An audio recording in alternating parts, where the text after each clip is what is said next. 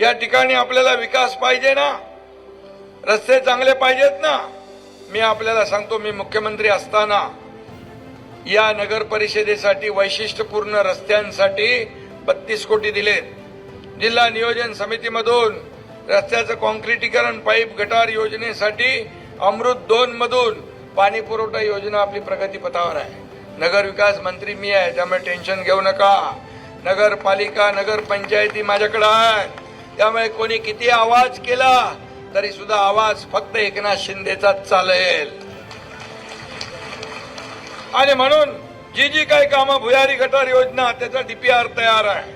नगरपालिकेच्या ताब्यात जागा नसल्याने जागेसाठी देखील काहीतरी आपलं काम थांबलंय। नगरोत्थानमधून 5 कोटी रुपये, नागरी दलितेतर योजनेतून 2.5 कोटी असा निधी दिलाय। त्याचं जे काही आपल्याला श्रेय घ्यायचं नाही, पण काम आपण करून घेऊया। आणि म्हणून या ठिकाणी अमृत 2 मधून 23 कोटी रुपये निधी पाणी पुरवठा योजनेसाठी मंजूर झालेला आहे। आणि या ठिकाणी सोलार सिस्टीम साठी आपण त्यालाही मान्यता दिली आहे।